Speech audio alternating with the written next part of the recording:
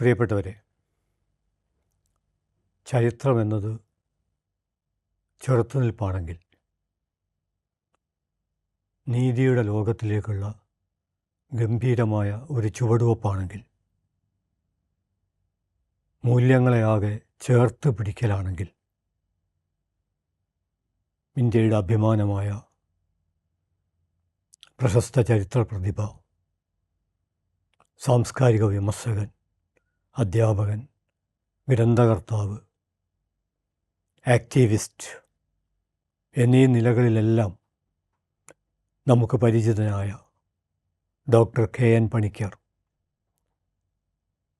അദ്ദേഹം ഇപ്പോൾ നമ്മോടൊപ്പമില്ല. എന്നാൽ അദ്ദേഹം എന്നും നമ്മോടൊപ്പമുണ്ടാകും. ആശയങ്ങളായി, അന്വേഷണങ്ങളായി, അഭിപ്രായങ്ങളായി, വിട്ടുവീഴ്ചയില്ലാത്ത മതനിരപേക്ഷ നിലപാടുകളുടെ നേതൃത്വമായി അദ്ദേഹം എന്നും നമുക്കൊപ്പം ഉണ്ടാകും. ഒരു ചരിത്ര പ്രതിഭയെ വർത്തമാനകാലത്തിൽ അനുസ്മരിക്കുക എന്ന് പറയുന്നത് അത്ര എളുപ്പമല്ല.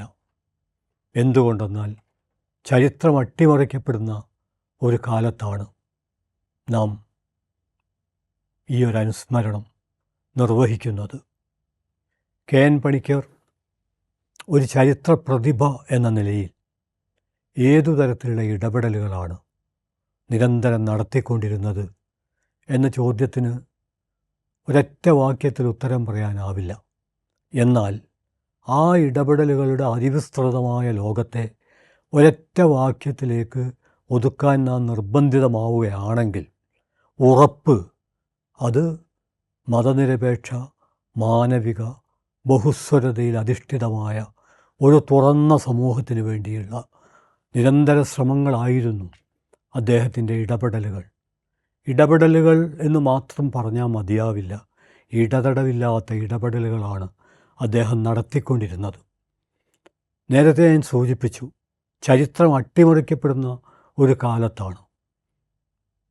ഒരുപക്ഷെ 2014 ഇന്ത്യയിൽ അധികാരത്തിൽ വന്ന നവഫാസിസ്റ്റ് സർക്കാർ ആദ്യമായി ആരംഭിച്ചതല്ല ചരിത്രം അട്ടിമറിക്കുക എന്നുള്ളത്. എക്കാലത്തെയും മർദ്ദകമായ അധികാരശക്തികൾ ചരിത്രം അട്ടിമറിക്കാൻ ശ്രമിച്ചിട്ടുണ്ട്. കാരണം ചരിത്രം ചെറുത്തുനിൽപ്പാണ്. ചരിത്രം, ഞാൻ തുടക്കത്തിൽ സൂചിപ്പിച്ചതുപോലെ, ഒരു തുറന്ന ലോകം. തുറന്ന ലോകം എന്നുള്ളതുകൊണ്ട് വിവക്ഷിക്കുന്നത് വ്യത്യസ്ത കാഴ്ചപ്പാടുകൾക്ക് അല്ലെങ്കിൽ എല്ലാ തരത്തിലുള്ള വൈവിധ്യങ്ങൾക്കും ഒത്തുചേരാനുള്ള വളരെ വിസ്തൃതമായൊരിടമാണ്. അത്തരമൊരിടം നിർമ്മിച്ചെടുക്കാൻ വേണ്ടി ശ്രമിക്കുന്നവരാണ് ജനപക്ഷത്ത് നിൽക്കുന്ന ചരിത്ര പ്രതിഭകൾ.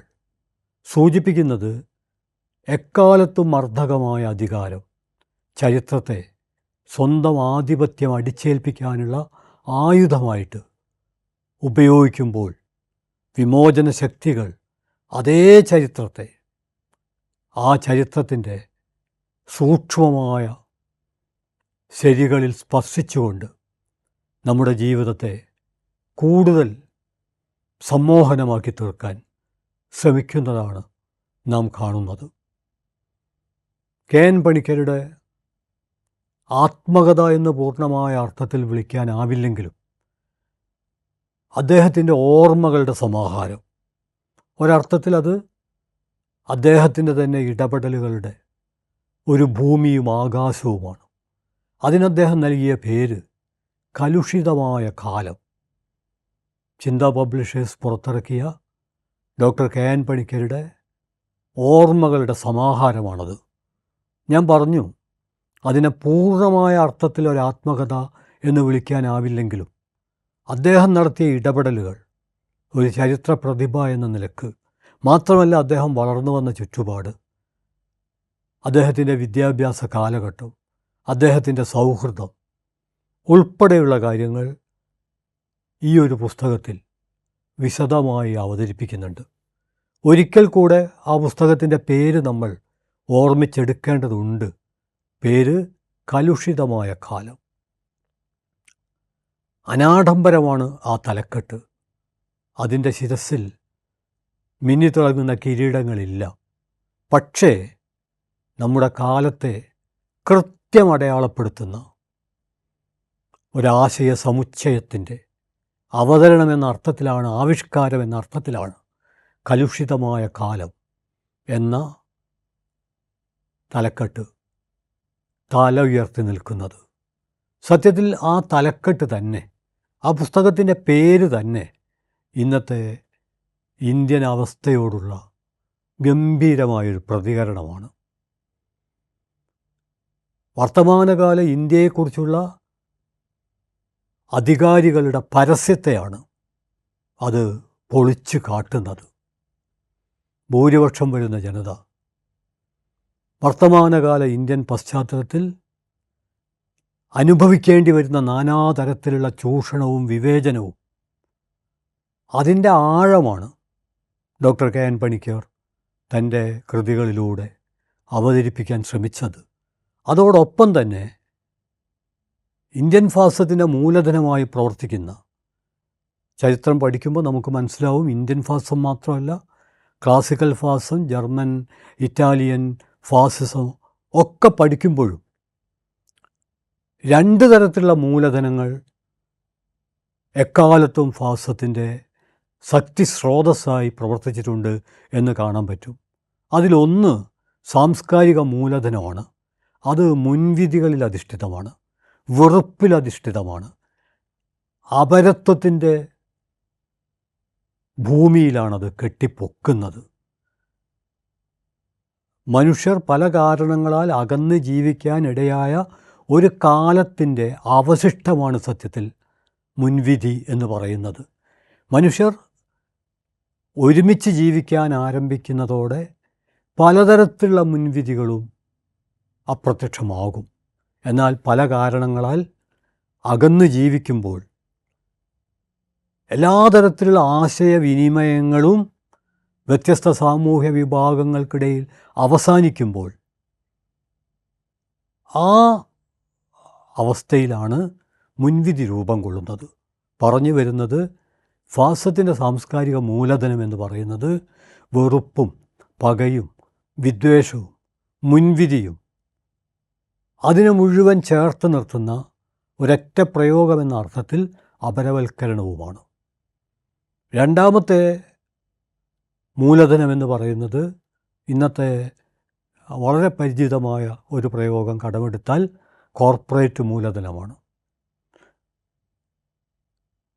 ഈ രണ്ട് മൂലധനവും, സാംസ്കാരിക മൂലധനവും സാമ്പത്തിക മൂലധനവും ഉരുകിച്ചേർന്നിട്ടാണ് ലോകത്തിലെല്ലായിടത്തും ഫാസിസം രൂപപ്പെട്ടിട്ടുള്ളത്.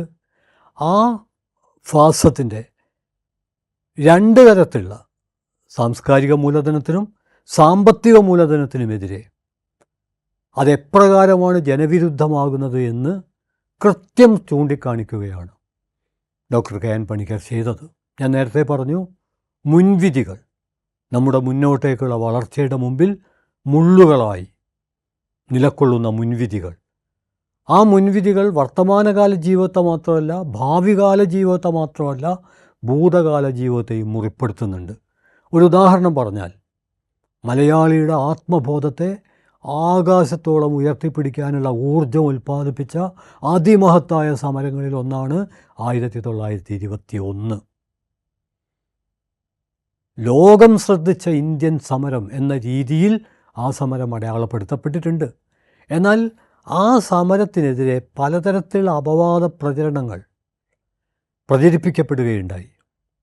അത് ചരിത്രപരമായി അങ്ങേയറ്റ അസംബന്ധമാണ് എന്ന് തെളിയിക്കുന്ന ശ്രദ്ധേയമായ പഠനമാണ് ഡോക്ടർ കെ എൻ പണിക്കരുടെ 1921 ഗവേഷണ പ്രബന്ധം.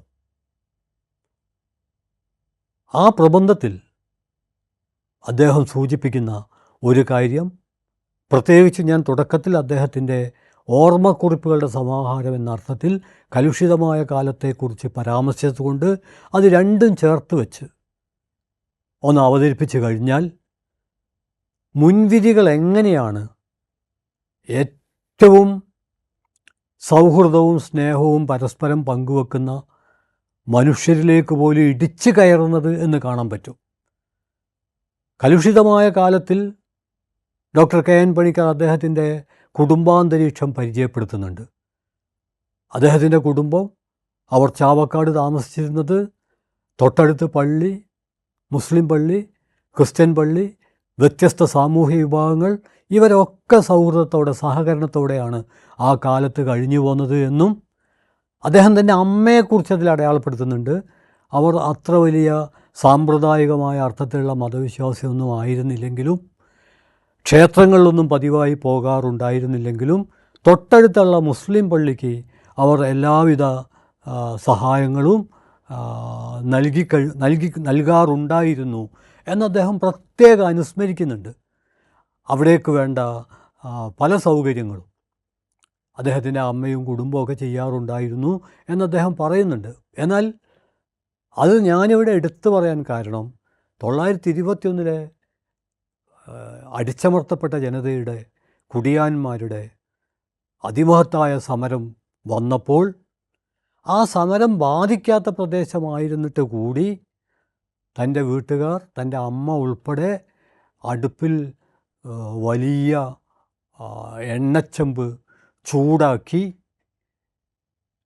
ലഹളക്കാരെ കാത്തിരുന്നതിനെക്കുറിച്ച് കെ എൻ പണിക്കർ പറയുന്നുണ്ട്.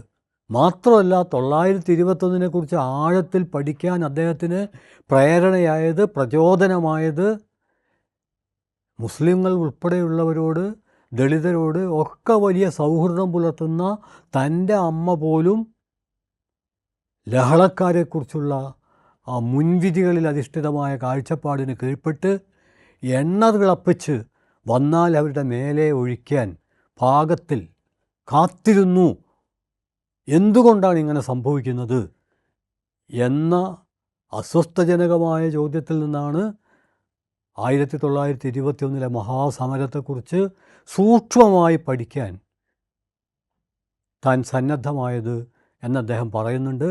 എന്നിട്ട് അദ്ദേഹം സൂചിപ്പിക്കുന്നത് ഇത്തരത്തിലുള്ള പല കിംവദന്തികളും, അവിടെയാണ് 2026 ഡോക്ടർ കെ എൻ പണിക്കരെ അനുസ്മരിക്കുമ്പോൾ നമ്മൾ മനസ്സിലാക്കേണ്ടത് ചരിത്രത്തിൻ്റെ സ്ഥാനം കിംവദന്തികൾ ഏറ്റെടുക്കുന്ന, ഐതിഹ്യങ്ങൾ ഏറ്റെടുക്കുന്ന. KGS-ൻ്റെ ഒരു കവിതയിൽ പറയുന്നുണ്ട്, ഐതിഹ്യങ്ങളെക്കാളും ആഴത്തിൽ രക്തസാക്ഷിത്വം മുഴങ്ങേണ്ടതിൻ്റെ അനിവാര്യതയെക്കുറിച്ച്.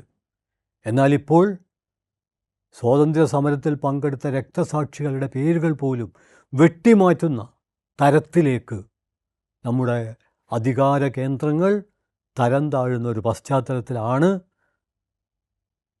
Doctor K N പണിക്കരെ അനുസ്മരിക്കേണ്ടത്. അദ്ദേഹം അടയാളപ്പെടുത്താൻ ശ്രമിച്ച സ്മരണകൾ സമരോത്സുകമായിരുന്നു എന്നുള്ളതുകൊണ്ട് തന്നെ അദ്ദേഹത്തെക്കുറിച്ചുള്ള സ്മരണകളും ആ അർത്ഥത്തിൽ സമരോത്സുകമാവേണ്ടതുണ്ട്. പറഞ്ഞു വന്നത് അദ്ദേഹത്തിൻ്റെ ആത്മകഥയും കലുഷിതമായ കാലം, അദ്ദേഹം നടത്തിയിട്ടുള്ള സൈദ്ധാന്തിക ഇടപെടലുകളും, എങ്ങനെയാണ് പരസ്പരം കൈകൊടുക്കുന്നത്, എങ്ങനെയാണ് പരസ്പരം അഭിവാദ്യം ചെയ്യുന്നത് എന്നിങ്ങനെയുള്ള കാര്യങ്ങളാണ്. ഇനി രണ്ടാമത് ഞാൻ അദ്ദേഹത്തിൻ്റെ ആത്മകഥയിൽ നിന്ന് തന്നെയുള്ള ഒരു സംഭവം, അത് അദ്ദേഹത്തിൻ്റെ ഗാർഹിക അന്തരീക്ഷത്തെക്കുറിച്ചല്ല, അദ്ദേഹം വിദ്യാലയത്തിൽ പഠിക്കുമ്പോൾ, പ്രാഥമിക വിദ്യാലയത്തിൽ പഠിക്കുമ്പോൾ അദ്ദേഹത്തിൻ്റെ ഏറ്റവും അടുത്ത സുഹൃത്തായിരുന്ന, പഠനകാര്യങ്ങളിൽ അദ്ദേഹത്തോട് മത്സരിച്ചിരുന്ന, ഗണിതത്തിൽ വളരെ പ്രാഗൽഭ്യമുണ്ടായിരുന്ന, പലപ്പോഴും കെ എൻ പണിക്കരും, കുട്ടിയായ അന്നത്തെ കെ എൻ പണിക്കരും അദ്ദേഹത്തിൻ്റെ സുഹൃത്തായ ബാലനും മാറി മാറിയാണ് ക്ലാസ്സിൽ ഒന്നാം സ്ഥാനം നേടിക്കൊണ്ടിരുന്നത്. എന്നാൽ 8ാം ക്ലാസ് എത്തിയപ്പോൾ മാസം തോറുമുള്ള 5 രൂപ ഫീസ് അടയ്ക്കാൻ കഴിയാത്തതുകൊണ്ട് അദ്ദേഹത്തിൻ്റെ സുഹൃത്തായ ബാലൻ പഠനം നിർത്തേണ്ടി വരുന്നതിനെക്കുറിച്ചും, പിന്നീട് ഒരു പ്രിൻറ്റിംഗ് പ്രസ്സിൽ അദ്ദേഹം ജോലിക്കാരനായി ചേർന്നതിനെക്കുറിച്ചും, കെ എൻ പണിക്കർ ഉപരിവിദ്യാഭ്യാസത്തിന് പോകുമ്പോൾ പ്രിൻറ്റിംഗ് പ്രസ്സിൽ തൊഴിലാളിയായ ബാലൻ ക്ഷയരോഗം വന്ന് മരിച്ചതിനെക്കുറിച്ചും ആ മരണം തൻ്റെ മനസ്സിലുണ്ടാക്കിയ ആഴത്തിലുള്ള മുറിവിനെക്കുറിച്ചും അദ്ദേഹം തൻ്റെ ആത്മകഥയിൽ അടയാളപ്പെടുത്തിയിട്ടുണ്ട്. ഇത് ഞാൻ പ്രത്യേകം എടുത്തു പറയുന്നത് അദ്ദേഹം എൻ്റെ സുഹൃത്തായ ബാലൻ എന്ന് പറയുന്നതിന് പകരം ഈഴവൻ എന്ന് ജാതി പറഞ്ഞ് തന്നെ അടയാളപ്പെടുത്തിയിട്ടുണ്ട്. അത് അദ്ദേഹത്തിൻ്റെ പിൽക്കാല അന്വേഷണങ്ങൾ, പ്രത്യേകിച്ചും അദ്ദേഹം പല അഭിമുഖങ്ങളിലും ആവർത്തിക്കുന്നുണ്ട്, ഇന്ത്യ നേരിടുന്ന 2 വിപത്ത്, അപകടം. ഒന്ന് ആഗോളവൽക്കരണം, നമ്മൾ നേരത്തെ പറഞ്ഞ മൂലധന ഭീകരത. 2 സവർണ മേൽക്കോയ്മ. തൻ്റെ സുഹൃത്തിൻ്റെ ജാതി, ബാലൻ എന്ന ഈഴവ സുഹൃത്ത് എന്നദ്ദേഹം എടുത്തു പറയുന്നത് ജാതിയെ പ്രോത്സാഹിപ്പിക്കാൻ വേണ്ടിയല്ല, മറിച്ച് നമ്മുടെ സമൂഹത്തിൽ അടിത്തട്ടിൽ കിടക്കുന്ന മനുഷ്യർ, അവർക്ക് എത്രയോ കഴിവുകളുണ്ടായിട്ടും അവഗണിക്കപ്പെടുന്നു. അവർ അകാലത്തിൽ വേണ്ടത്ര ചികിത്സ കിട്ടാതെ മരിച്ചു പോകുന്നു. ഫീസടയ്ക്കാൻ കഴിയാത്തതുകൊണ്ട് ഇടയ്ക്ക് വെച്ച് പഠനം നിർത്തേണ്ടി വരുന്നു. ഡോക്ടർ KN പണിക്കരുടെ കുട്ടിക്കാലത്ത് അദ്ദേഹത്തിൻ്റെ മനസ്സിന് ഏറ്റവും മുറിവേൽപ്പിച്ച ഈ സംഭവം അദ്ദേഹത്തിൻ്റെ അന്വേഷണങ്ങളെ, ഇന്ത്യൻ അവസ്ഥയെ ആഴത്തിൽ അപഗ്രഥിക്കാൻ സഹായിച്ചിട്ടുള്ള ഒന്നാണ്. അതുകൊണ്ടാണ് ഇന്ത്യ നേരിടുന്ന സാംസ്കാരികമായ ഏറ്റവും വലിയ അപകടം സവർണ സംസ്കാരമാണ് എന്ന് അദ്ദേഹം പറയുന്നത്. മൂന്നാമത്തേത്, ഡോക്ടർ KN പണിക്കരെക്കുറിച്ച് ഇപ്പോൾ ആലോചിക്കുമ്പോൾ അദ്ദേഹം ഇന്ത്യൻ ഫാസിസത്തിൻ്റെ പേടി സ്വപ്നമായിരുന്നു എന്ന കാര്യം അമർത്തി പറയേണ്ടതുണ്ട്. ശാരീരികമായി തന്നെ അദ്ദേഹത്തെ ഇല്ലാതാക്കാനുള്ള ശ്രമം നടന്നതിനെക്കുറിച്ച് ഞാൻ നേരത്തെ പറഞ്ഞ ആത്മകഥയിൽ പറയുന്നുണ്ട്. അവിടെ നിൽക്കുന്നില്ല. കേരളത്തിൽ അദ്ദേഹം കാലടി ശ്രീശങ്കര സർവകലാശാല, സംസ്കൃത സർവകലാശാലയിൽ VC ആയി നിയമിക്കപ്പെട്ടപ്പോൾ അന്നത്തെ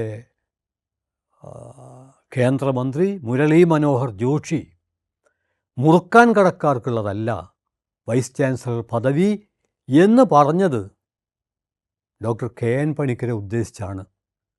സാർവദേശീയ രംഗത്ത് തന്നെ ശ്രദ്ധേയനായ ഒരു മഹാപണ്ഡിതനെയാണ് മുറുക്കാൻ കടക്കാരൻ. മുറുക്കാൻ കടക്കാരൻ അല്ലെങ്കിൽ ഏതെങ്കിലും കച്ചവടം ചെയ്യുന്ന മനുഷ്യർ അവർക്കെന്തെങ്കിലും കുറവുകളുള്ളത് കൊണ്ടല്ല, മറിച്ച് ഒരു VCക്ക് വേണ്ടതിലധികം അക്കാദമിക് യോഗ്യതയുള്ള ഒരാളെ ആക്ഷേപിക്കാനുള്ള പദമായി ഇന്ത്യൻ ഫാസിസ്റ്റ് കണ്ടെത്തിയത് അധ്വാനിച്ച് ജീവിക്കുന്ന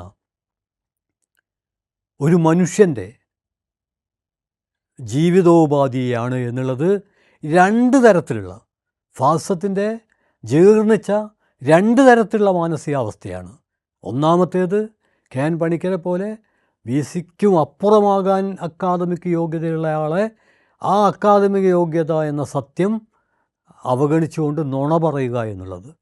രണ്ടാമത്തേത് ആക്ഷേപിക്കാൻ വേണ്ടി തിരഞ്ഞെടുത്തത് കൊള്ളരുതാത്ത രീതിയിൽ ജീവിക്കുന്ന ഏതെങ്കിലും ആളുകളെയല്ല, മറിച്ച് ആത്മാഭിമാനത്തോടെ തൊഴിലെടുത്ത് ജീവിക്കുന്നവരെയാണ്.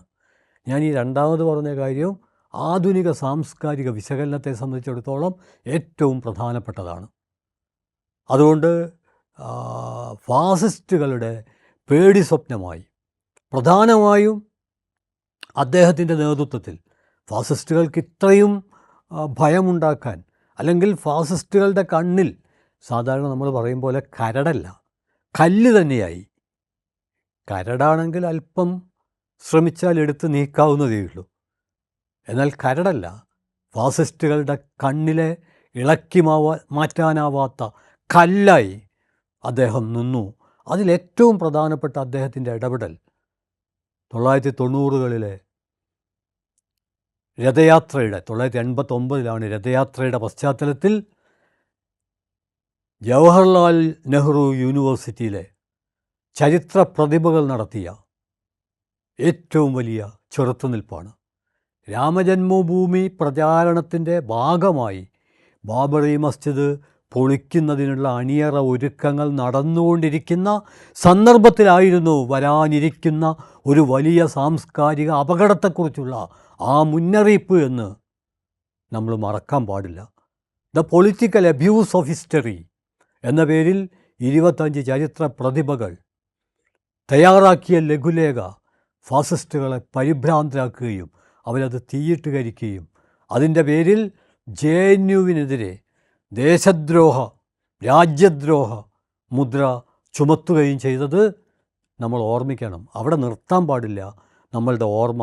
കാരണം ഇപ്പോൾ അത് കലുഷിതമായ കാലത്തിൽ അദ്ദേഹം പറയുന്നുണ്ട്, നേരത്തെ വളരെ പ്രഗത്ഭരായ സാർവദേശീയ രംഗത്ത് അംഗീകാരമുള്ള എത്രയെത്രയോ പണ്ഡിതന്മാർ വന്ന് ഓരോരോ വിഷയത്തെക്കുറിച്ച് തലനാരിഴകേറി സംവാദം നടത്തി പോയിരുന്ന ജവഹർലാൽ നെഹ്റു യൂണിവേഴ്സിറ്റിയിൽ ഇപ്പോൾ പ്രഭാഷണം നടത്താൻ വരുന്നത് ബാബ രാംദേവിനെപ്പോലുള്ളവരാണ്.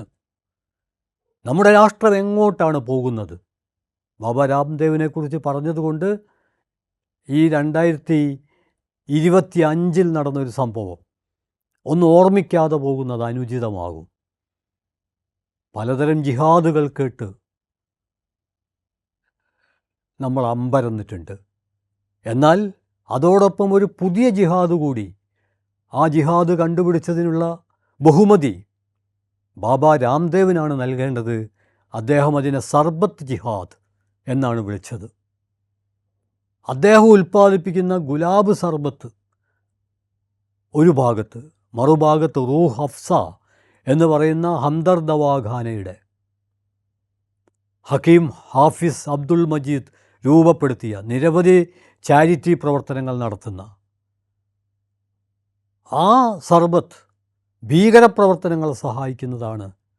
ഞാൻ പറഞ്ഞു വരുന്നത്, ബാബ രാംദേവ് എന്ന് പറയുന്ന വിദ്വേഷത്തിൻ്റെയും വെറുപ്പിൻ്റെയും അസഹിഷ്ണുതയുടെയും ആശയങ്ങൾക്ക് പിറവി നൽകുന്ന, അത് പ്രചരിപ്പിക്കുന്ന മനുഷ്യർ JNU പോലുള്ള ഒരു ദൈക്ഷണിക കേന്ദ്രത്തിൽ പ്രഭാഷകരായിത്തീരുന്ന ഒരവസ്ഥ, നേരത്തെ സൂചിപ്പിച്ച ചരിത്രത്തിൻ്റെ ദുരുപയോഗം, രാമജന്മഭൂമി പ്രചാരണത്തിൽ തുടർന്ന് ബാബറി മസ്ജിദ് പൊളിക്കുന്നതിൽ എപ്രകാരം ഉപയോഗിക്കപ്പെട്ടു എന്ന് കൃത്യം തുറന്നു കാണിക്കുന്ന ഡോക്ടർ KN പണിക്കരുടെ നേതൃത്വത്തിലുള്ള ഇടപെടൽ, അദ്ദേഹത്തെ അനുസ്മരിക്കുന്ന ഈ സമയത്ത്